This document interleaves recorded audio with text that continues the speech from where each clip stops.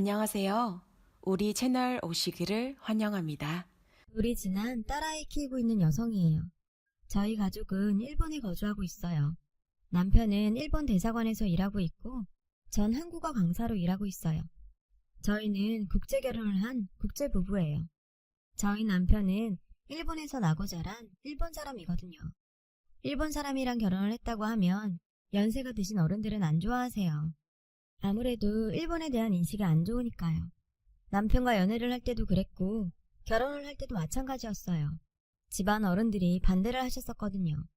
저야 그러려니 하고 넘길 수 있지만 요즘 들어 제 딸을 보면 걱정이 되곤 해요. 한일 혼혈아로 사는 게 얼마나 힘든지 누구보다 제가 가장 잘 알고 있으니까요. 저도 그 비슷한 시련을 겪었어요. 그것도 다름 아닌 가족들로부터요. 지금은 양가 부모님은 물론 집안 어른들한테도 사랑을 듬뿍 받고 있지만 저희 부부가 결혼에 이르기까지 정말 고생이 많았어요. 저는 어린 시절 친할머니 친할아버지와 한 집에서 함께 살았어요. 아빠는 사업을 하셨고 엄마는 은행에 다니며 맞벌이를 하시느라 우리 삼남매를 돌봐줄 수가 없었어요. 그래서 조부모 손에 자라다시피 했죠. 할아버지께서는 역사를 전공하신 후 역사학자로 오래 일하시고 은퇴하신 분이셨어요. 건강 때문에 일찍 은퇴를 하셨지만 은퇴란 말이 무색할 정도로 집에서도 늘 역사 연구를 지속하셨죠. 할아버지는 늘 그러셨어요. 다른 과목은 빵점을 받아도 좋다. 다만 역사는 잘 배우고 공부해야 한다. 할애비가 역사학자여서 그런 게 아니다. 우리 역사는 제대로 알아야 하기 때문이야. 역사를 잊은 민족에게 미래는 없단다. 할애비 말 알아듣겠지? 할아버지께서 특별히 심혈을 기울여 가르쳐주신 주제가 있는데 바로 일제강점기와 6.25 전쟁이었어요. 나는 일제강점기를 몸소 겪은 사람이야. 이 일본 놈들 때문에 도망다니느라고 네 아빠를 늙어서 낳을 수밖에 없었다. 저희 아빠는 할아버지 할머니가 50줄이 거의 다 되어서 낳은 외아들이에요. 할아버지와 할머니는 꽃다운 나이에 결혼하셨지만 시절이 시절인 만큼 행복한 신혼은 없었죠. 특히 큰할아버지께서는 일본군에게 폭행을 당하셔서 절름발이로 살다가 결국 돌아가셨고 증조할아버지께서는 큰아들의 죽음에 항의하시다가 총을 맞고 세상을 떠나셨다고 해요. 할아버지께 일본은 불구대천지 원수였죠. 그래서 저와 동생들도 일본에 대한 인식이 좋지 않았어요. 일찍부터 시작된 역사 교육의 결과였죠. 중학교에 들어가고 나서는 방학이 되면 늘 할아버지께선 저를 뜻깊은 곳에 데려가 주시곤 했어요. 일제강점기 때 피해를 입으신 분들을 돕는 봉사활동이었죠. 동생들도 몇 번 데리고 가긴 하셨는데 제가 첫째라 그런지 유독 저를 데리고 다니셨어요. 가끔은 할아버지 잔소리가 싫었지만 그래도 배우는 게 많았어요. 저는 할아버지 덕분에 지루할 수도 있는 역사를 그래도 좀 흥미롭게 공부할 수 있었어요. 어쨌든 할아버지가 동기부여는 확실히 됐으니까요. 제 동생들도 마찬가지고요. 이런 환경에서 자라다 보니 자연스럽게 대학을 진학할 때 관련 학과를 생각해 입시 준비를 했어요. 그렇게 심사숙고해서 고른 과는 바로 일어일문학과였어요. 좀 아이러니하다고 생각하시죠? 일제강점기를 공부하면서 일본어를 처음 접하게 되었는데 일본이라는 나라를 알면 알수록 그 언어에도 관심이 가더라고요. 할아버지께서는 그 소식을 들으시고 기뻐하셨어요. 우리 희연이가 우리 역사를 일본에 제대로 알릴 수 있는 사람이 되었으면 좋겠구나. 그놈들은 아직까지도 밥 먹듯이 헛소리하는 거 잘 알고 있지. 내가 죽기 전에 그 헛소리들을 다 바로잡는 걸 보고 죽을 수 있을지 모르겠다. 희연아, 열심히 공부하거라. 솔직히 저는 할아버지께서 싫어하실 줄 알았거든요. 그런데 할아버지는 적을 알아야 적을 물리친다는 생각을 갖고 계시더라고요. 일본을 제대로 눌러주려면 일본말로 따박따박 반박을 해줄 수 있어야 한다고 하셨죠. 그렇게 저는 일어일문학과에 진학했고 대학 생활을 시작했어요. 대학에서 역사 관련 동아리에 들었는데 전공을 살려서 이런저런 활동들을 많이 할 수 있었어요. 활동 중에 많은 부분을 차지했던 건 일제강점기 때 우리나라가 당한 피해를 널리 알리기 위한 활동이었어요. 위안부 할머니들이나 강제징용 피해 사실들을 알리는 일도 했고요. 잔인하게 고문당하다가 죽은 독립운동가 관련 행사도 했었고 그 모든 활동은 외국인, 특히 일본인들도 볼 수 있도록 일본어를 포함한 다양한 각국의 언어로 번역되어 진행되는 경우가 많았거든요. 할아버지는 그런 저를 보시곤 장하다시며 자문이 필요하면 언제든 말하라고 하셨어요. 물심양면으로 도와주신다고요. 덕분에 뿌듯하고 든든하더라고요. 어릴 때부터 할아버지를 통해 역사의식을 바로잡고 살아온 사람으로서 보람이 있는 일들을 하고 있다고 생각했어요. 그래서 열심히 활동했고요. 그러던 어느 날이었어요. 대학교 3학년이 되는 해였는데 저희 동아리에 새로 회원이 한 명 들어왔어요. 그런데 이 사람은 들어오자마자 상당한 화제거리가 되었어요. 이 학생이 일본 사람이었기 때문이죠. 그는 유창한 한국어로 자기소개를 했어요. 저는 아키라입니다. 일본에서 대학을 졸업하고 한국에서 정치외교학과 석사과정을 하고 있어요. 한국 역사에 관심이 많아서 활동할 수 있는 곳을 찾다가 여기 오게 되었습니다. 한국과 일본 사이의 잘못된 역사들을 바로잡고 나중에 외교부에서 일하고 싶어요. 그 말을 들었을 때는 혹시 일본 쪽에 유리하게 억지 부리고 그러는 거 아니야? 라는 생각이 제일 먼저 들었어요. 주위의 다른 학생들 표정도 마냥 밝지는 않았죠. 대놓고 뭐라 할 순 없었지만요. 그렇게 아키라는 동아리 활동을 하게 되었어요. 일본인이라는 편견과 달리 아키라는 선한 미소를 지닌 상냥한 사람이었어요. 자신을 반기지 않는다는 걸 알면서도 먼저 다가와 인사도 하고 적극적으로 활동에 참여했죠. 시간이 흐를수록 저는 물론 동아리방 사람들은 아키라의 본 모습을 깨달아갔어요. 어릴 때는 한국 가수들이 멋있어서 그 사람들을 따라했어요. 한국 아이돌처럼 멋진 가수가 되는 게 꿈이었는데 춤을 못 춰서 엄마가 하지 말라고 했어요. 그래도 한국이 좋아서 한국과 관련된 일을 하는 게 꿈이었어요. 그래서 무슨 일이 있을까 찾다가 위안부 관련 기사를 읽고 너무 충격을 받았어요. 바로 잡아야 하는 일이라고 생각했어요. 그래서 정치 외교학을 전공했고 지금도 여기서 공부하고 있어요. 나는 정치인이 될 생각은 없지만 그래도 내가 조금이라도 도와서 사과받는 데 도움을 주고 싶어요. 아키라의 진심이 담긴 말에 동아리방에 모인 사람들은 모두 감동을 받았고 고마워했어요. 저도 마찬가지고요. 그날 이후로 아키라의 호감도는 급상승했고 다들 두루두루 친하게 지냈어요. 눈치채셨겠지만 아키라는 현재 제 남편이에요. 우리가 사귀게 된 계기는 별거 없어요. 저희 집에는 할아버지가 가지고 계신 오래된 역사책들이 많았는데요. 그 중에는 아키라가 찾고 있는 책도 있었죠. 시중에서는 절판이 되어서 구하기 힘든 거라서 제가 빌려주었더니 고맙다고 밥을 산다길래 그러라고 했죠. 그날 밥을 먹으면서 생각보다는 얘기가 길어졌고 서로 잘 맞는다는 걸 알게 되었어요. 그렇게 한 3주 정도 썸을 타다가 아키라가 고백을 해서 사귀게 되었어요. 저는 당시 대학 졸업을 얼마 안 남겨둔 상태로 취업 준비를 하고 있어서 바쁜 나날을 보내고 있었어요. 연애하느라 취업에 실패했다는 소리 듣기 싫어서 취업에 올인하고 있었죠. 그 덕에 졸업식을 몇 주 앞두고 취업 합격 통보를 받았어요. 나름 인지도도 있고 규모도 큰 어학원의 일본어 강사 자리였어요. 제가 일을 시작하고 몇 달 후 아키라도 주한 일본 대사관에서 인턴 생활을 시작했어요. 일과 연애를 병행하며 사귄 지 1년쯤 되었을 때 저는 아키라에게 청혼을 받았어요. 아키라의 인품과 심성을 잘 알고 있던 터라 당연히 저는 청혼을 받아들였죠. 게다가 우리 둘 다 경제적으로 안정이 되어가고 있었기에 결혼을 해도 괜찮겠다고 생각했고요. 아키라의 부모님이 일본에 계셔서 우선 저희 부모님을 먼저 찾아뵙고 인사를 드리기로 했어요. 문제는 집에서 제 남자친구가 일본인이라는 걸 모르고 있었다는 거였죠. 그래서 일단 결혼 얘기만 눈을 띄웠어요. 저 지금 만나는 사람이랑 결혼하고 싶어요. 우리 둘 다 벌이도 어느 정도 안정이 됐고 무엇보다 사람이 괜찮거든요.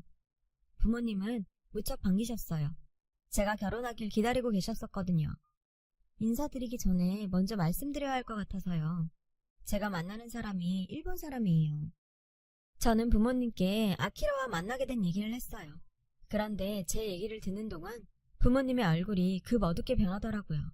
그때 이미 감을 잡고 있었죠. 희연아, 너도 알겠지만 아빠랑 엄마는 네가 아랍인이랑 결혼해도 사람만 좋다면 상관없어. 우리 딸의 안목을 믿으니까. 그런데 일본 사람은 좀 그렇구나. 너도 알다시피 할아버지가 받아들이시겠니? 아빠 말 무슨 말인지 알고 있지? 사실 저도 그 부분이 가장 걱정이었어요. 그래도 아키라가 좋은 사람인 걸 보여드리면 괜찮을 거라고 생각했죠. 하지만 제 예상은 철저히 빗나갔어요. 할아버지는 제 결혼 상대자가 일본인이라는 소리를 듣자마자 버럭 소리를 높여 반대하셨어요. 이 결혼은 절대 안 된다. 일본인과 결혼은 절대 안 돼. 증조 할아버지랑 큰할아버지가 어떻게 세상을 떠나셨는지 알면서 이런 결혼을 바라는 거냐? 결혼이고 뭐고 지금 당장 그놈이랑 헤어져. 울어도 보고 설득도 하며 몇 날 며칠을 눈물로 보냈는지 몰라요. 잠도 제대로 자지 못했고 일하러 나가서 밥도 제대로 못 먹어서 수업하다 보면 어지럼증이 몰려오기 일쑤였죠. 퇴근 후에는 할아버지 앞에서 울면서 빌었어요. 한 번만 만나보기라도 하세요. 할아버지가 생각하는 그런 사람이 아니에요.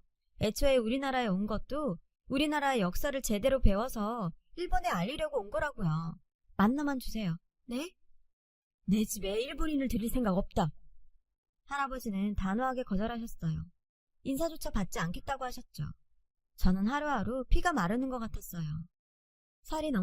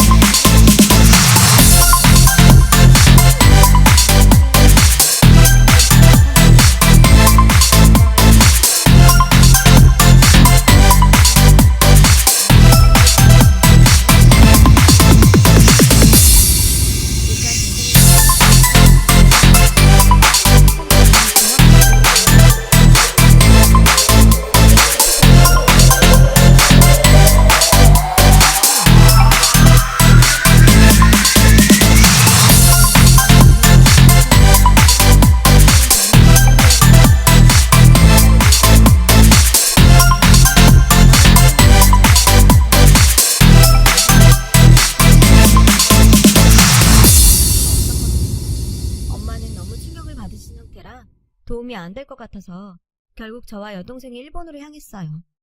일본이 먼 거리도 아닌데 가는 내내 속이 타들어갔어요. 여동생은 비행 내내 울먹였고요. 공항에 도착하니 아빠 회사 사람이 나와 있더군요.